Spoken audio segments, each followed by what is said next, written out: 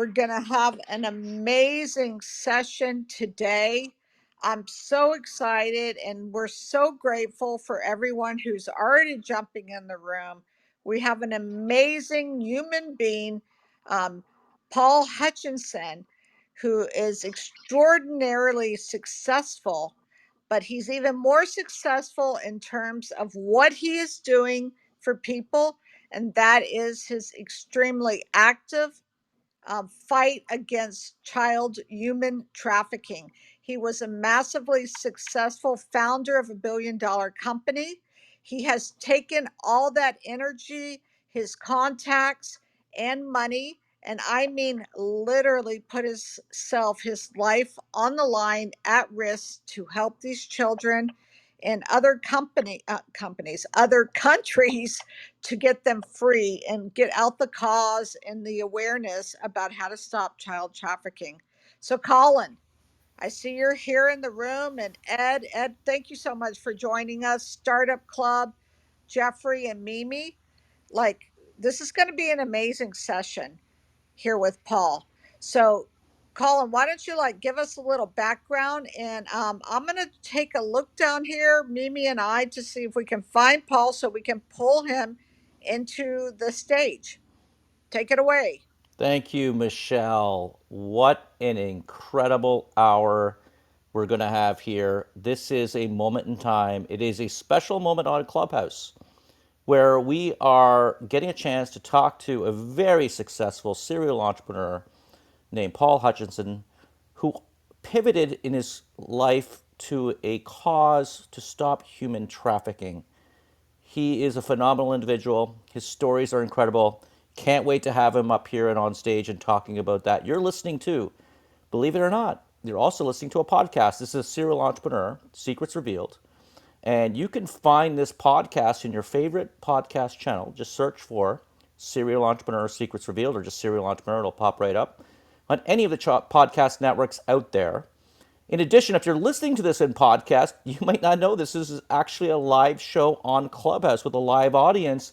And you can come on Clubhouse, join Startup Club, and actually come on stage and ask our guests. The last thing I will say is if you haven't already done so, check out our website, startup.club. We have a number of hundreds of recordings from this show and other shows on Startup Club.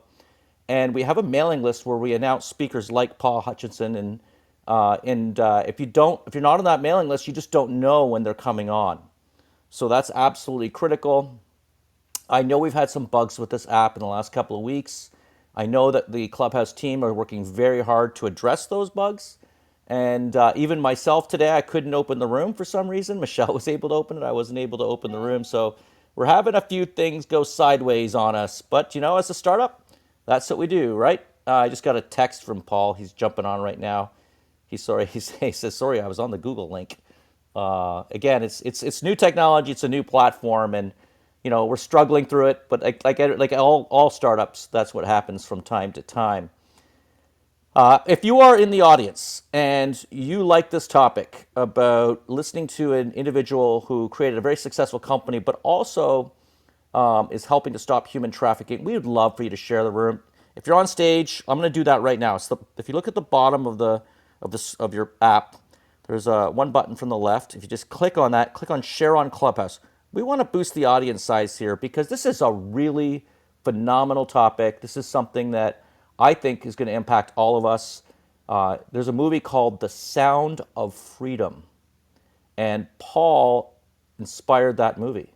Here's an individual. I saw the trailer, Michelle. Have you seen the trailer, Jeff or Michelle or Ed? It's pretty amazing. Like I'm definitely going to be checking this movie out.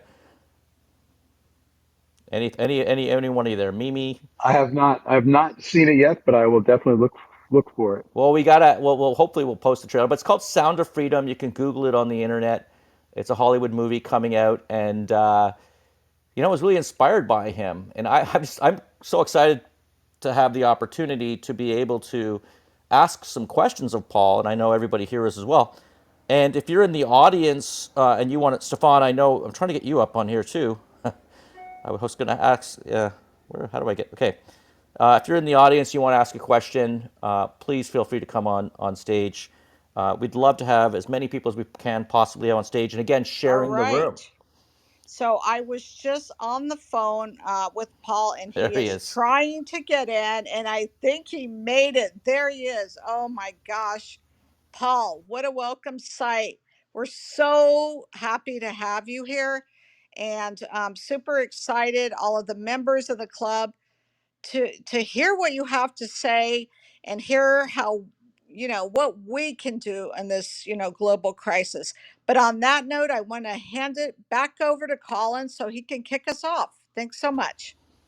Yeah, we feel very honored, Paul, that you spend the time with startups on Clubhouse to share your message.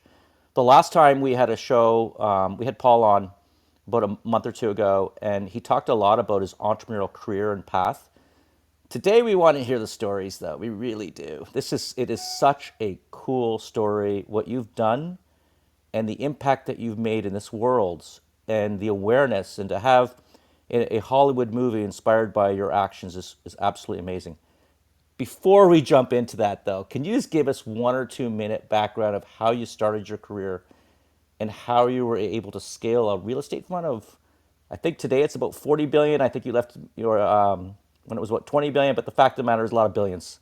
And how did you go from the beginning to get that thing to such a successful company? And Paul, remember the bottom right corner is the there you Oh, go. there we are, right there. Unmuted myself. Love technology. Thanks, Colin. So yeah, today we're a little over 48 billion in assets under management, and the key to success was simply bringing on the right partners. We have a fantastic team.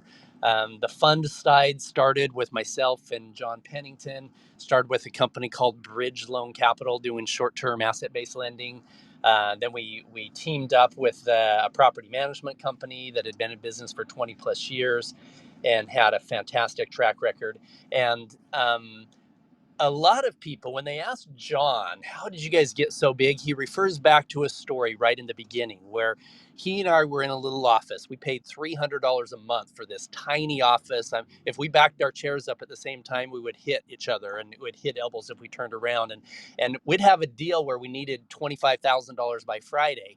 And I'd be making phone calls, getting all the people, investors to come on board with us with this deal. And I'd turn around after a call and I'd put my little pinky by the side of my mouth and I'd say, John, we're going to be $1 billion fund someday. And he laughed. He said, Paul, we just need $25,000 by Friday. But it was that visualization of where we could be and what we could create, and building it with integrity from the beginning, building it right with the expectation that we were going to be big, and then being open to what the universe would provide to us in terms of potential partners and people that would come on that would really take us to that whole next level. And we could go on like we did before for hours about that journey, but that's really what it was: is seeing it from the beginning and bringing on the right people, setting a clear intention of what we wanted to create, and with that clear intention, being open to the understanding that the right people would show up at the right time as we put the effort in. Okay, you make it sound too easy. There must have been There's, some ups and downs. There must we have been a worked our few, right?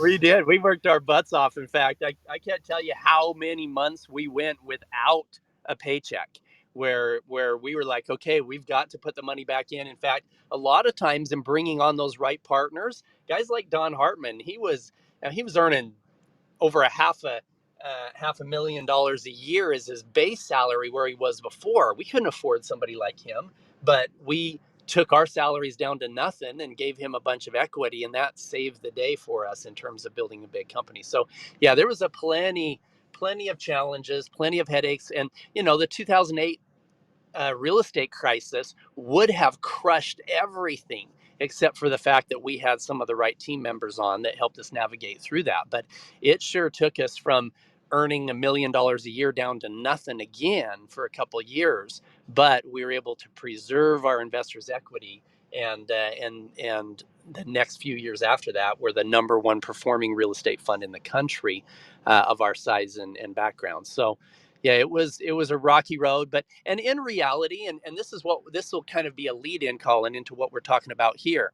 I truly believe that the success that we experienced in our business pursuits were directly tied to the decision I made in my early 20s that I would donate at least 20% of my money and 20% of my time to charity, to making a significant impact in the lives of other people. And I've served or been a part of over 15 different boards of directors of different charities, most of them child related charities. And every single time I wrote a big check or did something where I put a lot of my time and effort into those charitable pursuits, every single time I would have huge results coming back in my business career. And you can call it karma, you can call it God, you can call it the universe, call it whatever you want to. There's a higher power that's very interested in us doing good, and those charitable pursuits had a direct impact in the success of my business career. So I love how you link your giving back along the journey as well, not just after you were successful. That's pretty cool because there is an impact we can all make as startups in this world and in this community and in this world, and we can all make a difference. And I think you're inspiring us all to do that. Let me ask you a question. Why human trafficking? Like, why was that something that just resonated with you and something you decided to really focus on? Honestly, Colin, I didn't even know that there was that kind of darkness in the world before I was introduced to it. I had made a decision 30 plus years ago that my charitable money was going to two different places.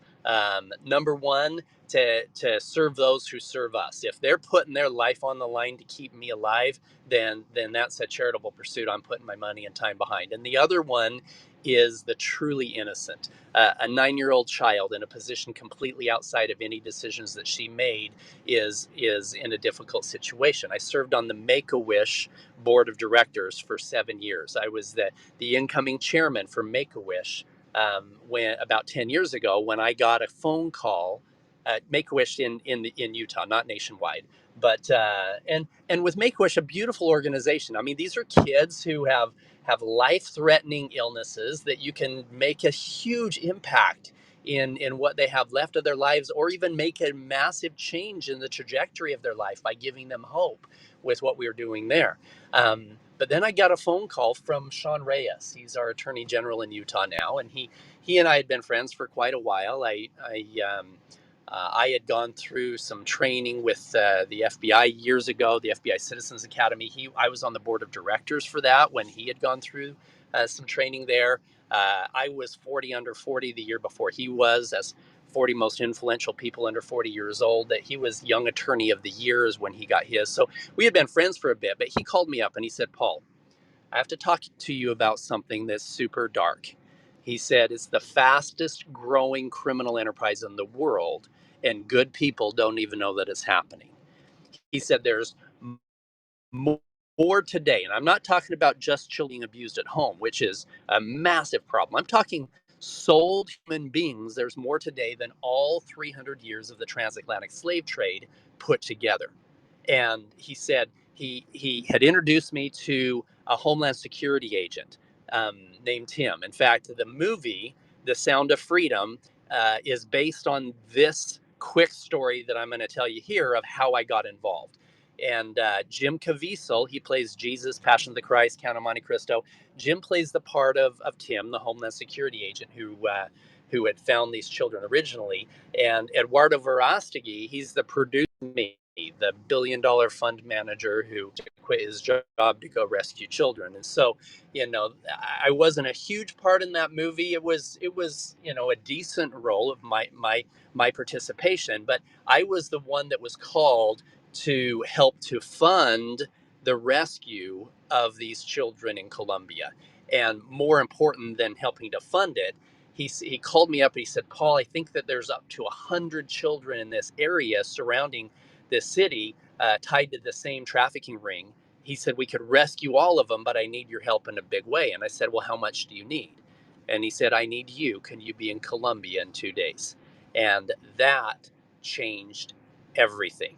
Is me physically being there undercover, seeing these children being sold. He knew I had a little some things in my background that make me somewhat safe in a dangerous place. I have some certain skills, but more important than that, he needed somebody who could effectively negotiate a multi-million-dollar real estate transaction with the cartel, with the traffickers down there. So that's how I got involved. Wow. I mean, it's, we got to hear some of the stories. And, those in the audience, if I could share a little bit, Paul, I hope you don't mind. And feel Sure. free to correct me if I'm saying something that's not accurate. But, Paul is a guy, I'm going to say that he actually put his life on the line. He went in, they needed people to pose in these sting operations out of the country to help catch the bad people. Okay, so you're really speaking from the heart, and I know you really put yourself at risk. And I looked at your website, and I want you in a minute here to talk about how we can help. But could you just tell us a little, like, what does it look like, child or human trafficking? I can tell you, I know that this is a huge issue in the US, in the world. I constantly, when I'm in an airport, I hear about it. Like, I think there's a real need to help educate people on what it looks like, how to identify it, and what the ramifications are.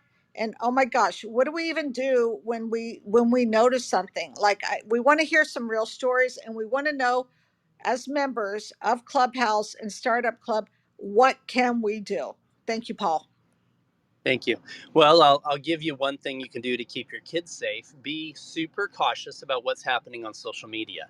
I've now led or been involved in over 70 undercover rescue missions in 15 countries. And through our foundation, the Child Liberation Foundation, and others that we have helped to start or fund, over 5,000 victims have been rescued and returned to their families within the last 10 years since I started. And I just went public just 2 months ago. I'm done doing art undercover, and we'll talk about that later, because I believe we can rescue millions of children with what I'm teaching here, rather than just pulling 20 children out at a time. But the story I wanted to tell you was in Latin America. It was in a beach town, a beautiful place that a lot of Americans will go with their families and tour around on vacations and whatnot. And we had got some information from the federal agents of this country that there was some trafficking that they expected would be highlighted around New Year's. And so went down there 2 or 3 weeks before, started going deep cover, making relationships with the different traffickers in the area, telling them that I had a wealthy boss that I was working for that wanted to have a party with a bunch of children. This, which was typical. This is what's so sad and so sick, is that these traffickers are looking for these guys. The reason I was recruited is that the demand in second and third world countries for this horrible act comes from wealthy or connected business owners or politicians or others in first world countries. And so it's a big ego going down doing horrible things. And so that's why I fit the profile to do the undercover work with these missions. And so I was down there,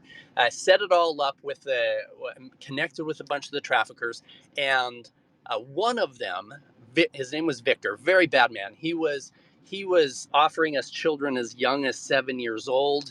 He had this plan that look, if you pay me an extra $10,000, I'll hold a little 7-year-old virgin for you, and you can come down anytime you want to, fly down here. And just horrible man.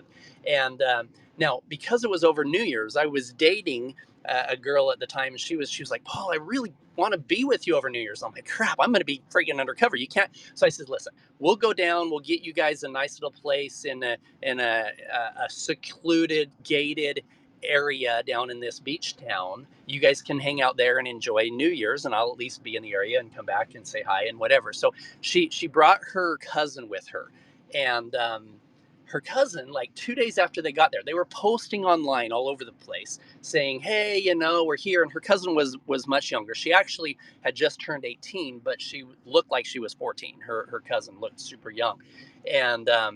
And she was posting, hey, we're here in this beach town enjoying whatever else. Well, she then shows me her phone and she goes, look at this guy wants to take us out on his boat. He's a guide in the area and he wants to take us. And she showed me his picture. It was Victor. It was the trafficker, one of the traffickers that was bringing these children. This is how he was getting some foreigners to come in, and he had been doing it for years, where he would find girls that didn't look like they were there with their parents or whatever else, and he would reach out to them, and that's the kind of kids that he was bringing into these trafficking networks. And so be super careful when realize there's a lot of predators out there that are looking through the social media of your kids, and if they're public and if they're posting, hey, I'm in this country and this beach town, it looks like they're alone, they could very easily be a target. So that's one thing you can do to keep your kids safe. Now I will say this: the statistical probability of somebody that's here on Clubhouse having their child being kidnapped and sold is pretty low. These kids are normally coming from super broken families, from the foster program that's broken, from poor areas in the countries that we're doing the rescues. But there have been a number of them that have been American children that have been abducted and brought into this as well. Incredible. Again, Paul, you make it sound so easy. Oh, I just flew down, I went undercover, and I did this and I did that. Okay. There must have been some times when you were nervous here. You're dealing with the cartel. Tell us a story, Yeah, I'll tell. and I know a few of them I'll already, tell you. but all right. Tell us a story where you think it wasn't going right and how There's you a pivoted. couple. There's a couple that weren't going right at all. 3 or 4 of them that were super scary. Um, so one of these, we we have to change the countries and the names so I don't get shot. But we got some phone call. I got a phone call from the federal agents in a Latin American country saying, "Hey, Paul, there's some. I believe that there's some really bad trafficking going on in this certain area. Can you guys come down?" So we went in, and within 2 hours, I was talking to some guys on the street. So now in the beginning,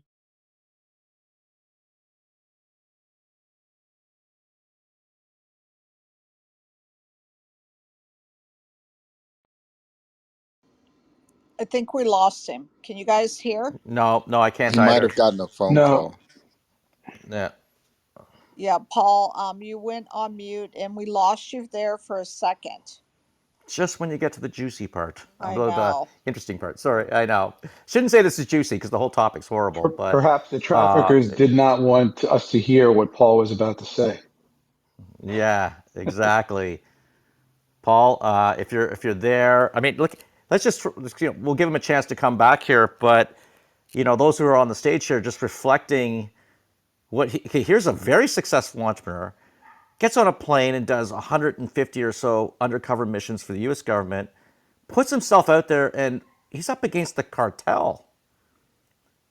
And I know you don't know the story, but he came out very recently about his role and whatnot, and he's trying to really help educate the world about this human trafficking and what's going on. I thought it was interesting that he noted that this is really almost like a third world problem and a first world problem. I can't even imagine somebody who would do what he's doing. And obviously we've heard of Weinstein, we've heard of others, right? But anyone on stage who wants to sort of comment on what we've heard so far, be happy to go popcorn style here.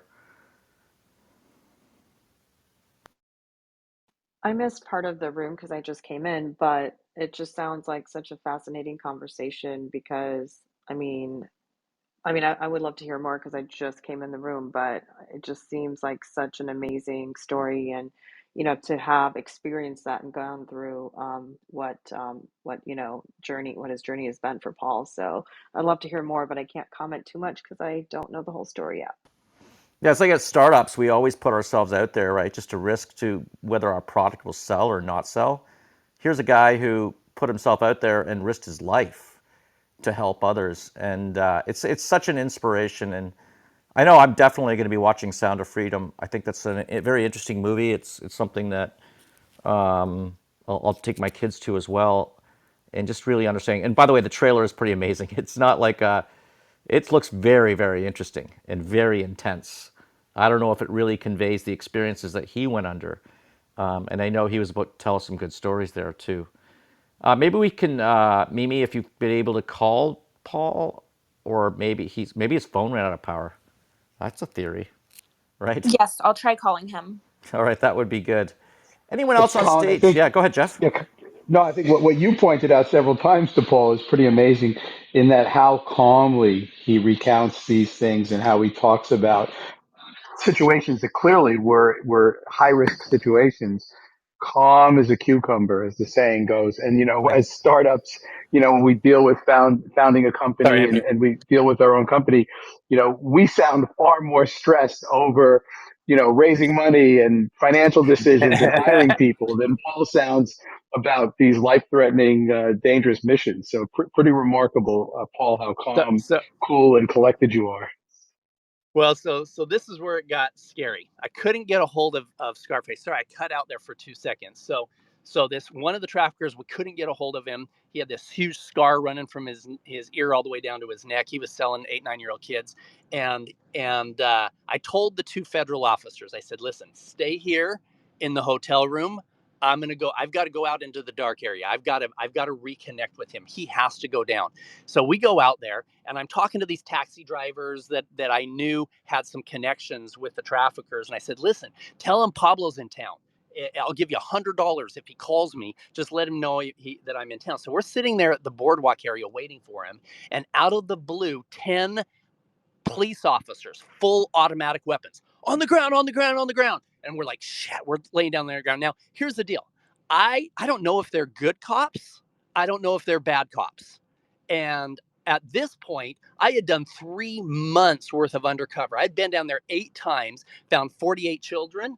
I would rather spend 3 days in a Mexican prison than to lose those 48 children. And so we're laying there on the ground. They're handcuffing us really hard, and then they pick us up and they put us in the back of one of these police pickup trucks. It has the benches on the side where the police officers are holding their automatic weapons. Police officer in the front, police officer in the back, and they start driving. And I'm thinking, okay, they're going to take us to the jail at the prison, and the federal officers who was in my hotel room, they'll come and say, "Hey, this is a federal case," and they'll get us out. Well, they don't take us to the jail. They take us out of the city into the desert. This is where really bad things happen, right? And at this point, I'm actually more scared for the cops than I am for me. And here's why. Have you ever heard of Krav Maga? You've heard of Yes. Krav? Okay, so regular martial arts like karate and jujitsu. I not to totally make fun of them, but a lot of those ones are bow to your sensei, 3 points when you kick him in the leg. Krav Maga is brick to their head, go home to your family. It's Israeli special forces hand-to-hand combat training. It's the most lethal on earth. I've been training for decades, and more important than that, there's a guy by the name of Joseph who's been my trainer. He's one of the top 10 trainers in the world. He goes back to Israel and trains the trainers once a year. I believe he's the only non-Israeli that's qualified to go train the trainers. He's bad A to the bone. Well, Joseph happened to be with me on that mission. And so when they threw us all on the ground, now he had had 3 tequilas at dinner that night, so he was a little bit tipsy. So when the officers throw us on the ground and start handcuffing us with their fully automatic weapons, Joseph's like, "I'm gonna effing kill him." I'm like, bro, you can't kill them. We don't know if they're good cops. He goes, they're bad cops. I know they're bad cops. Then when they put us in the back of the pickup truck and they start taking us out of the city, he's getting more upset by the second. He says, going down. I said, Joseph, let me talk to them. Let me talk to them. So when they pull off into the desert, they get out. One of them's they've got their batons, their guns. They're pulling us out of the truck. This is scary as crap. And one of them says to me, he says, you're looking for Scarface? I said, yeah. He said, I arrested him myself for selling children, and you're going to be with him, and you're going to tell me everything. And he's got his baton out. And I said, I'm really glad you said that. Now I can tell you who we really are. I said, I have 2 federal officers at my hotel room. He goes, bullshit. I said, no, give me my phone. We'll call him right now. He says, you're not getting your phone. You're going to tell me everything. He's got his baton out. Joseph's behind me going, it's going down. I said, bro, just stop. They're good cops, right? And so finally I said, guys, before anything happens, somebody has to go in. And I had a hidden pocket inside my undercover pants with a little zipper that had a card in there, a laminated card that was signed. It had my picture on it. It was signed by the head of the federal police and the president, that said, basically in Spanish, it says that if they don't give me their guns and their cars or their resources, they could go to jail. It's the best get out of jail free card I could possibly have. And the officer looks at that and he takes it to the chief of police that was in the front car. He comes back shaking, unhandcuffs us faster than we were handcuffed. And all 10 of them, lo siento, we're so sorry, we're so sorry. I said, no, this is how you should treat people who are buying children in your country. I said, but here's the deal. I don't know who to trust. So if anybody in your entire department says anything to anybody that I just showed you that card, your entire department's under investigation. Do you understand? He goes, yes, sir. We're so sorry. We're so sorry. So 4 days later, largest child rescue mission in that country's history with 48 children. But that was pretty dicey situation for a minute there. Yeah, we got to see those. We got to see those handshakes there on the icons. That's absolutely amazing. Look, you again. You told us the story. You've been coming out publicly recently. How do you tell that story to your family? How did your family deal with what you're doing here? Am I allowed to ask that question? I know I'm going into Yeah. dangerous territory here, I think. No, it's good. And well, here's the thing, So a girl that I was dating at the time of one of my missions, just started dating her, and she she said, Paul, I had done the pre-op stuff. I had found some of the children, and I came back home. The sting was in another week when we were going to have the big party and all the kids bringing them all together and rescue all these children. And she said, Paul, she said, I really like where our relationship's going, and I really don't want you to go. This is really dangerous. She said she had 2 little boys. She had a 10-year-old and 11-year-old little boys, and they were playing with a little girl from the neighborhood in the other room, in the living room. And I said, hold on a minute. And the little girl was named Jessica. I said, Jessica, come in here for a minute. And she came in, and I said to her, I said, how old are you? She goes, oh, I'm 10. I'm almost 11. I said, and what do you do for fun?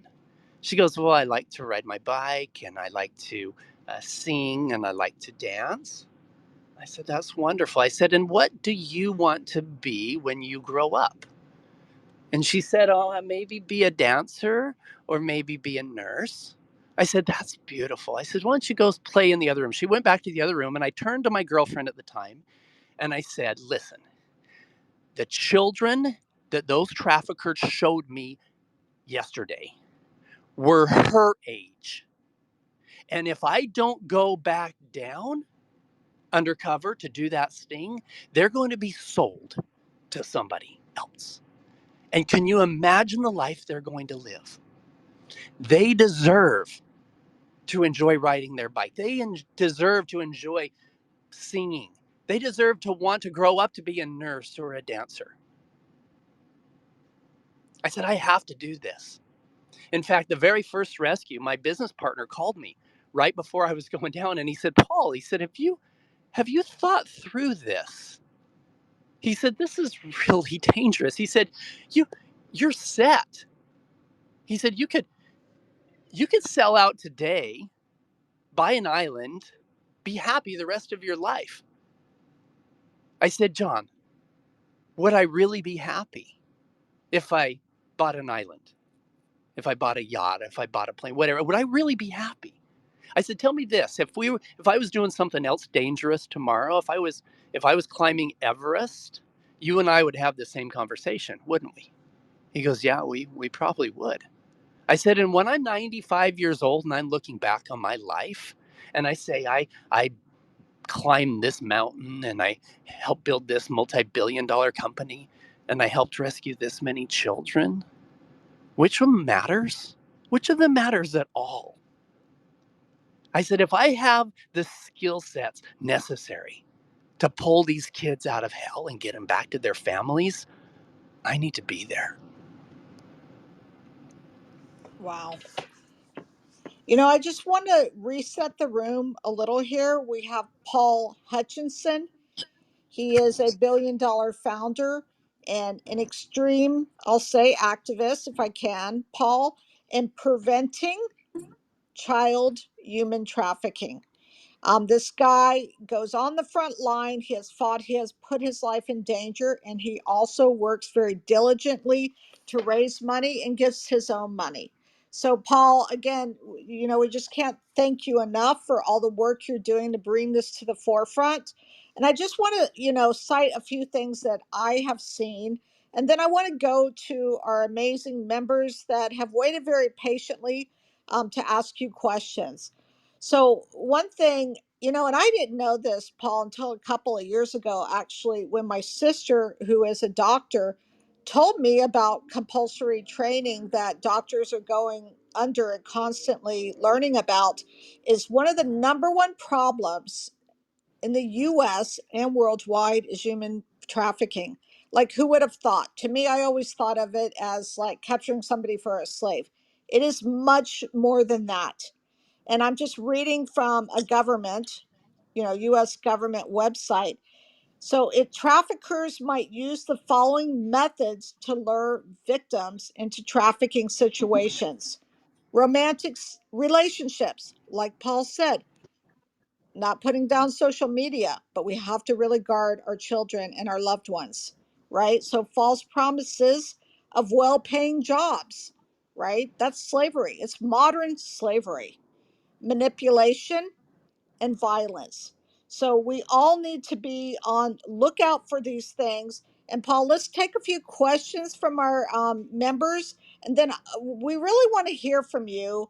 You know, what do we do to prevent this? I know you gave the scenario of protecting our, you know, children against preying folks on social media, but I know there is massive awareness campaigns going on, and if we spot it, we need to call, etc. There's key places I've heard, like airports messages. I've also heard about this around, you know, big sports events. There's particular events and particular signs that we would love for you to educate us a little bit on, as well as tell us how we can, you know, perhaps donate to the efforts that you lead. But let's kick it off first. You know, I'm going to go to the first person on the stage here. However, in the spirit of Clubhouse, if you want to talk, just flash your mic at us. I don't want to put anybody on the spot, but Stefan, you're the first person, and then I see a couple of people flashing. All right. So, Stefan, if you want to go, you can go. Otherwise, I'm going to go to one of our members that are flashing their mics. All right. So, Samantha, were you flashing? If you were, just go on. Sure, absolutely. I'm probably being too transparent here, but I actually went through something similar. I, what Paul had mentioned, people or children that go through certain things are usually a target. So I ran away from home when I was 14 years old because it was an abusive household, you know. So it's like children are really vulnerable, but they go after the people that are the most vulnerable. And I'm sorry, I'm getting more emotional than I thought I would, so I'll just pass it to the next person. Thank you for sharing that, Well, Sam. And Oh my God. All right. Yeah, Paul, go ahead. Sorry. Yeah, I can touch on that. Thank you for sharing. Um,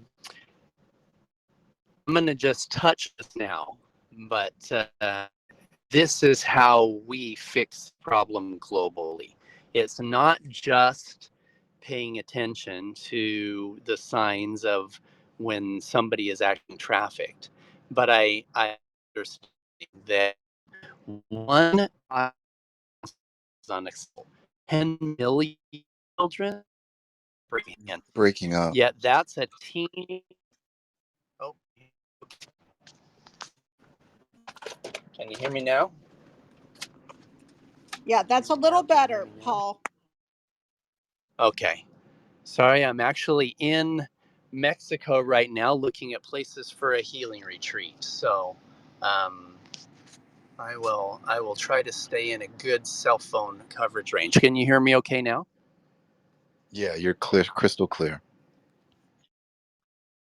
Okay, perfect. Thank you, thank you. So again, 10 million children is unacceptable. Beyond comprehension is what it is. Yet that's a teeny tiny number compared to where the problem is coming from. And here's what it is. Literally 1 out of every 4 women on the planet were a victim of sexual abuse as a child. 40% of all women at some time in their life. And with men, it's a little bit smaller number. It's 20%, 1 out of every 5. Yet a fourth of them, over 200 million men in this world, were a victim of that sexual violence under the age of 10 years old. So here's what's happening. For a long time, I thought, okay, pulling 20 children out of hell, yes, I'm making a powerful impact in the lives of those children.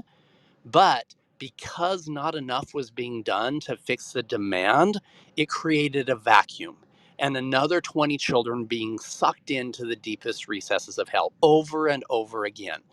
If my goal was to eradicate child trafficking 10 years ago, when there was roughly 8 million children, then I'm not doing a very good job because there's over 10 million today. And so I took a step back and said, where is it coming from? And for a while I thought, okay, maybe it's, pornography addiction. These guys get addicted to, pornography and then they look at child pornography and et cetera. Yes, that's part of it, but even that is a symptom. The root cause is this: we have generational trauma, and it's not just sexual trauma. It's verbal abuse, it's physical abuse, it's people that are living in an abusive type situation as a child, and that is more than 1/4 of all the households on earth have that kind of a situation going on in their home. And some people, God bless them, they grow up, they shed that trauma, they work through it, and they have they're a good mom and a good wife and a good husband, etc. But others, unfortunately, they grow up and they hold it inside with really low self-esteem, and it affects their ability to build their company and live their life. And others, unfortunately, grow up to become contact offenders themselves. And passing on that generational trauma is affecting billions of people, billions of children. And so I have been into the deepest recesses of hell. I have seen that depravity. And I've also worked with these victims and helping them overcome that. So my goal moving forward is actually to go public, share these stories, and share tools that people can use to help victims of their own families recover completely so that they never pass on that trauma in verbal abuse, physical abuse, or even sexual abuse to others. So that's what my big picture plan is. In fact, I just bought the domain Liberate Humanity, liberate-humanity.com and .org. We're going to put together all the resources necessary to really help people liberate that 10-year-old inside of themselves, not just the 10-year-old in Honduras being held by a trafficker. Wow. I mean, it's such a deep subject. And as you say, it kind of blows the mind, right? How generational and how it is affects so many different people, all ages, classes, etc. But I want to get on. We only have a short time here with Paul. Um, Who wants to go next? Please just flash your mic. All right, Dimple. And then Hurt will come to you right after that. I know you've been patient and I appreciate it. Yeah, Dimple. thank you so much. So my question for Paul is, have you thought about turning this into like a Netflix series or show? Because it seems like such an amazing story to share publicly on a national network. Yes, I've had a number of people that have come and wanted to share those. I mean, with the 70 missions I've done, there's enough content for years of that. In fact, that's why we decided to do the movie The Sound of Freedom as a launch. We have a lot of video from some of our early undercover missions, etc. I will say this though. I'm just going to throw this out there. Um, you're not going to solve poverty by showing pictures of impoverished people to the affluent. Yes, the affluent need to write checks to create a foundation and an opportunity for people to get out of poverty. But the best thing you can do is change the minds and the hearts of the people in poverty and show them the picture of affluence that they can have, help them believe in themselves. So, back to this problem. I Yes, there's a lot more awareness happening now than there was 10 years ago when I started. There's we've Right. worked with They feel big like they have no companies. choice. They don't know they have. That's like women going in the Sorry, Michelle, you're on mute there. We got to get you on mute. Sorry, So keep going. yeah, oh yeah, so yes, awareness is important so we can all be aware. However, the fact that the problem is significantly bigger today than it was 10 years ago when we started doing um, some of the awareness campaigns tells me that it may not be making the difference that we want. In fact, on the contrary, let me just throw this out there. What if?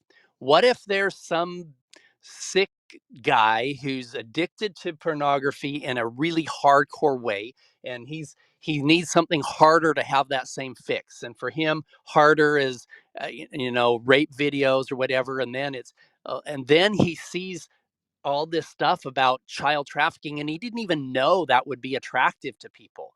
But then he's like, that's super interesting. So he starts looking at pornography a little bit younger, a little bit younger, a little bit younger. And then pretty soon he's fantasizing about something he wouldn't have even thought was attractive 5 years ago.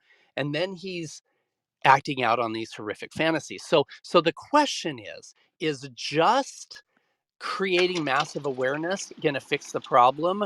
Or do we need to look deeper and say, where is it coming from? Where is that guy that is addicted to the hardcore pornography and going down that road of child porn? What is the root problem here? Is it the fact that he was probably raped as a child himself? Can we get him the help that he needs before he becomes a contact offender? That's what I'm putting a lot of time and money into, is healing humanity rather than just showing a bunch of videos of the undercover work that we've done. I'll touch on that a little bit to catch the attention, but it's helping people heal that 10-year-old inside of themselves that's going to rescue millions of children. wow. Wow. That's so impactful. Paul, really, so much great insight. So, Hurt, you've been very patient. Please let us know your question for Paul. Hey, Paul, what's up, man? First of all, I gotta say you're an inspiration on both sides because with the real estate company, what's it called, Bridge Investment, you Bridge. you you kick butt. You kick butt and Bridge. Way to go. The other thing though is I was a transition team leader. I mean, member in the military, and I got introduced to childhood trafficking back in 2004 in Indonesia when the tsunami hit. They were picking up children left and right because there weren't any parents. And so from two from that time, 2004, all the way up to where when I went to Iraq, I also saw it when I was in Iraq between 2008 and 2009. When I came home to America, that was during Obama's time. And I saw it because I live in Houston, and I saw it everywhere in Houston. And what my thing is, and I was going to ask you a different question until you said what you said. What I think a large majority that's happening within the culture, especially within America, is that we no longer talk about, because you're older than me. We remember how we used to talk about religion and politics, and religion and politics opened up the door to a whole lot of uncomfortable conversations to have. Right now, we won't have uncomfortable conversations anymore. So I feel that in order for us to really get on top of this, is that we have to really take the culture to a point where we start talking about uncomfortable topics. And so what do you think about that, Herb Porterhouse? I 100% agree. This is so many people will say, um, I don't want to hear that. I don't want to hear that. Back at the time of the slave trade in America, um, there were people who didn't believe in the slave trade, yet they would see their neighbors treating their slaves with the most ruthless tactics, and they didn't say anything. They didn't stand up. And I asked a guy. There was a guy a couple of years ago. He said, "Oh, Paul, I don't want to hear about this stuff." I said, "Tell me this." I said, "If you lived back in the 1700s, early 1800s, and your neighbor was doing these kind of things to another human being," I said, "Would you step?" "Oh yeah, I'd step up. I'd say something." I said, "No, you wouldn't. You wouldn't even want to hear about it. You would stick your head in the sand and pretend like it wasn't happening, because that's what you're doing today." I said, we need to be as vigilant today about any form of slavery as we have ever been. If we're standing up for human rights, we damn well better be standing up for children's rights globally here. In fact, and so I 100% agree with what you're saying. We have to have those hard conversations, and it's not just the hard conversations about slavery itself, about child trafficking itself. It's what is it about human nature that thinks in any way, shape, or form that that's okay? What is it that made people think that was okay 100 years ago, a few hundred years ago with the slave trade? What is it that makes us think that somehow, because of anything that we've done in our life or the color of our skin or anything, that we're any better than any other person? Once we can start seeing each other as complete and total equals, the reality hurt, you and I are more than just connected family. We're truly connected to each other, connected to the universe, connected to the world. And when we see that divine light within ourselves and within each other and learn how to respect each other in that way, we would never go down the road of objectifying women when we're addicted to pornography. We'd never go down the road of thinking that slavery in any form was okay. And that's the cultural things that we need to figure out how to change. And it's thousands of years of deception that has come from political leaders, religious leaders, and others that make us think in any way, shape, or form that another human being is less than another. Period. It cannot happen. So that's the beginning of the road in helping us heal, is those conversations. Yes. And I Thanks, think man. something that one of you said is, it starts with the person who is the abuser or the trafficker. There's something seriously wrong and devoid. And if I understand you right, Paul, you're like, how do we stop that from the very beginning, from the root source? How do we heal humanity? So it's an amazing mission. And All right, thank you, Paul, again. Michelle, you're cutting out there. If we could jump down to the next speaker, if you flash your mic again.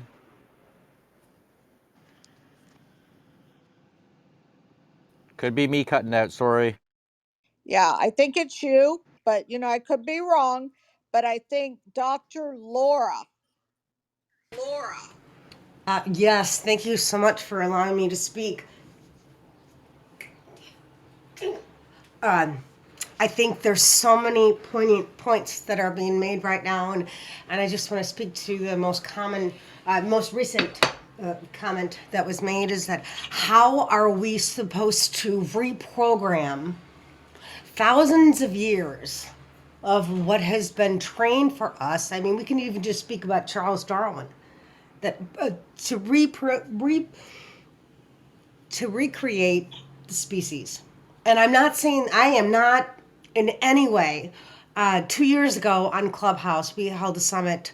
I'm affiliated with Tony Robbins, and we were able to save just a 12-year-old, not just, and I say that with the extreme significance of regret, a 12-year-old girl during the summit who was a friend's daughter of one of the speakers on human trafficking, domestic violence, and child abuse.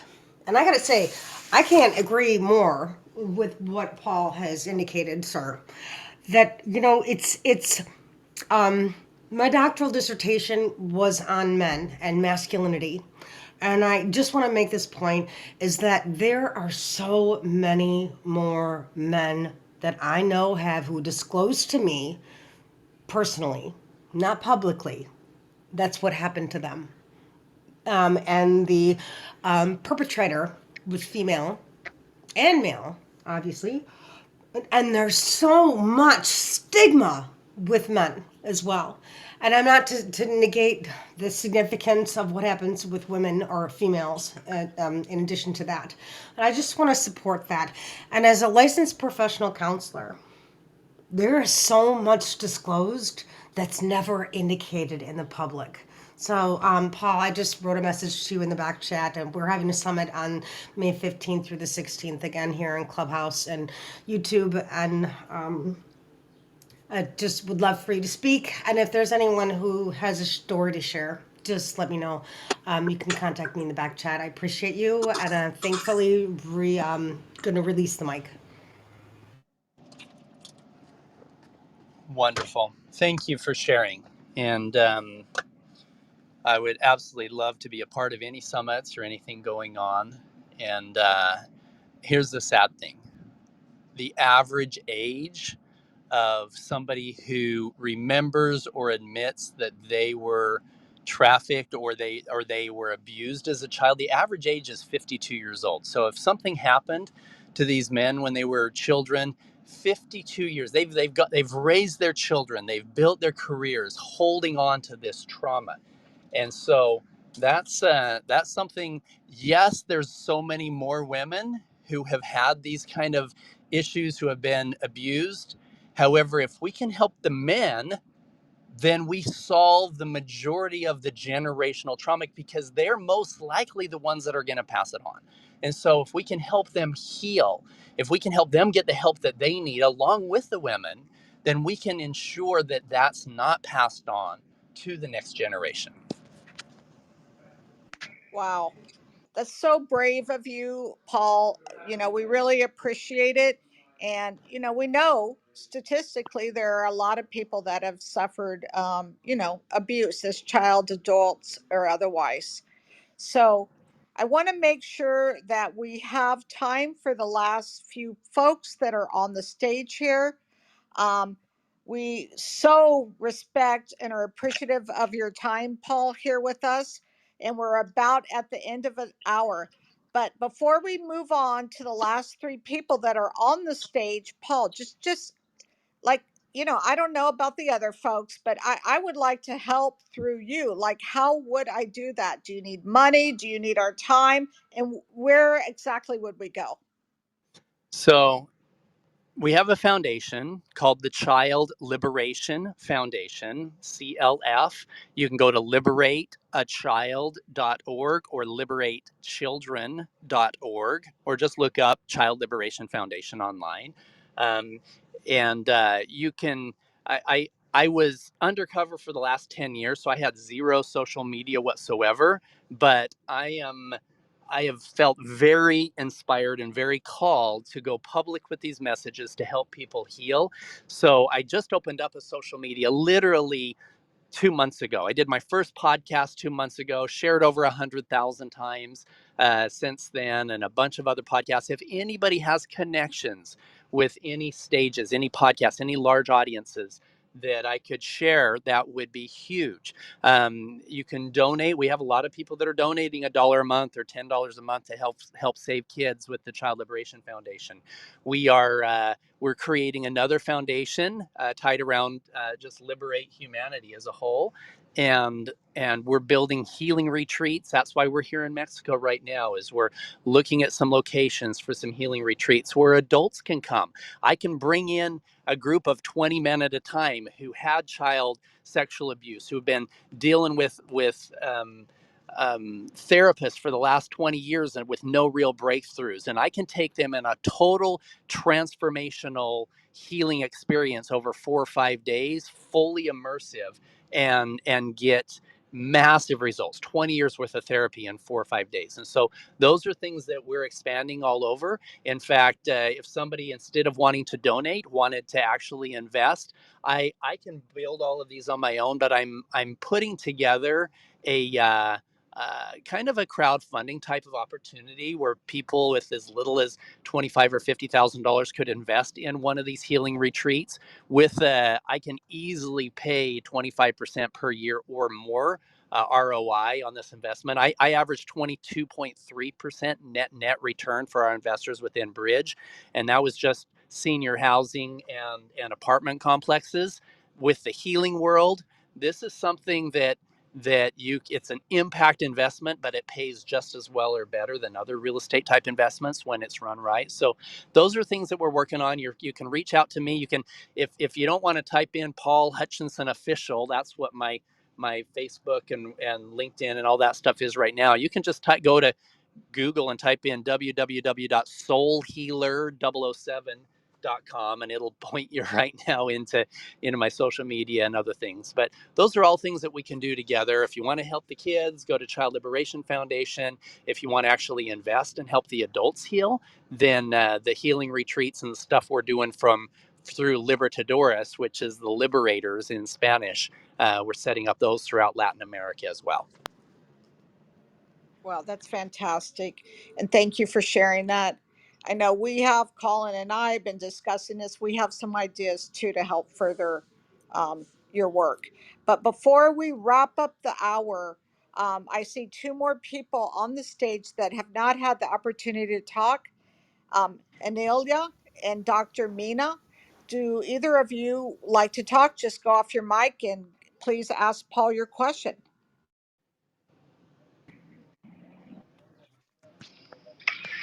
Go All ahead, right, Amelia. go You go for it. first. Anila, you go first, and then let's go to Dr. Mina if you like. Thank you so much, Paul. I didn't catch the beginning of this room, but I did hear you in Dr. Finance's room, which was sadly, I think, the only time that the interview was not recorded. It just had just gone into a house. Um, I am waiting for Starlink. I'm in Ecuador. I'm waiting for Starlink, and then I will be launching my podcast. And I would dearly, dearly like to interview you. My podcast is called Sparking the Change, and it's all about people who are sparking the change they want to see in the world. And if ever anybody has done that, it is you. And also, I would love to as you will know more than anybody else, that South America is a hotbed of child trafficking. And I'd love to speak to you on retreat venues. Thank you. I would love that. Yeah, just reach out to me on the back channel. I would absolutely love to connect with you and be on your podcast. Anybody who has connections with podcasts or whatever, I'm. It's all about getting the word out and connecting with people and sharing messages of light and hope and what we can do to help change.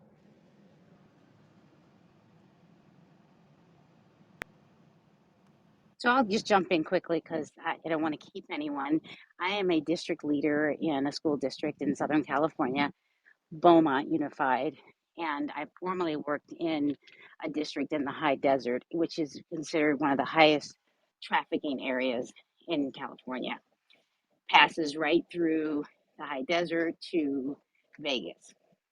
And one of the things that we started to do was to bring in the middle school students to an event similar, typically a STEM event about science, tech, engineering, and math. And then the keynote would talk to the students about trafficking so that they would have information about it. Now, I think that's too old. We should talk to them at younger ages. We do get a hold of the parents, but what would be your advice for teachers, school leaders, and district leaders to get ahead of this? Because we're so focused on the academics. And yes, we're introducing trauma, and that doesn't sit well with a lot of states in the United States right now. What would be your advice to help them mitigate this at our level? Well, I will say this. That's a great question, but um, so many of the like we spoke about very in the very beginning of this stage. Um, the majority of children that we rescue in these trafficking organizations, the majority of those children did not come from healthy homes. They came from broken homes. They were runaways. They had some abuse at home. We just did one in Ecuador. This little girl had been her mother died when she was 8. Her father was a horrible alcoholic, and she got sent to live with her and an uncle. By the time she was 10, her uncle started raping her. She showed all the signs at school that challenges were happening at home. She didn't have any friends, really low self-esteem. She was the perfect target for these traffickers. And in a very short period of time, these traffickers started befriending her because she was, they know what to look for. Unfortunately, they can spot them way better than many of us as administrators and teachers and helpers and the good guys can. And so they could spot her very quickly that there was issues happening at home. And so one of them befriended her, and he was much older, of course, and she was just a young girl. And then from there, he convinced her, hey, you can be my girlfriend, come and live with me. And so she, quote, ran away from home with this trafficker, and immediately he bought her a plane ticket to Peru and flew her to Peru, bought her a bunch of sexy clothes, and said, okay, here's what you're going to do, and you have to bring in $1,000 a day. And that was upwards of 10 to 20 uh, Johns per day that she had to sleep with as a preteen. And this continued for a few years, and they would beat her up if she didn't bring in at least $1,000 a day. Now, the problem is, where does she go? If she did run away from that situation, she can't go home, and it's so sad that the resources aren't there to help these kids in so many situations. And so if a teacher had recognized those problems when she was 10, 11 years old in her school, then there could have been some intervention happening before the traffickers picked her up. Now, fortunately, we took down that ring, rescued her, and a whole bunch of the other kids that were tied to that same ring. But that could have been resolved earlier if somebody knew what to look for. The same way the traffickers are looking for those children in those compromised homes, we should be looking for the same. Well, thank you, Paul, and the community again for coming together and talking about such a significant issue. I think this is the first time, this is episode number 105 of Serial Entrepreneur Secrets Revealed. It's the first time I actually teared up twice. Thank you again, Samantha, for sharing that as well. I mean, I think it was twice during the session. I was literally had tears in my eyes. And if you missed it, you can catch it on your favorite podcast channel, Serial Entrepreneur Secrets Revealed, and also on replay on Clubhouse. I know there's a few bugs. We're working them out, but we're getting through that. By the way, thank you for the website. If you can tell us the website just before we close, last minute here. I just went to it and became a gold member at liberatechildren.org. Is that right? That's correct. Liberatechildren.org. That's correct. Yeah, Yep. I became a gold member. I'm so happy that you did that. And you're also an inspiration to all startups because a number of us want to find ways to give back. I know that in my group of companies, I have one in Ukraine, and we've lost employees to the war. And we started a 501c called Help for Ukraine Club. It hasn't been approved yet. We're still waiting for the final approval. But you've inspired me, and I know you've inspired a lot of startups here on Clubhouse to think about how can we give back? How can we use our entrepreneurial skills to help change the world? Because like you said, Paul, when you're 95 years old and you look back, the difference that you made in those children, that really made a difference in the world. And that's what matters. Thank you very much, everyone, for listening to the show. And I'm definitely following Paul. If you're not following Paul, please do so. Thank you Thanks, so Colin. much. And as Paul said, look for the signs, start at the root, and don't be afraid to speak up on behalf of the world's children. I know that might sound cliche, but it really does make a difference. Someone who's suffered from this a bit, it really does make a difference for adults to listen and to be observant. No kidding. I don't care if it's your best friend or an uncle or an aunt. You must listen to children and really with a keen, observant eye to protect them. Thank you so much, Paul, from the very bottom of our heart, from all the members. And we look forward to your increased success and helping you more. Have a wonderful weekend, everyone. Thank you so much.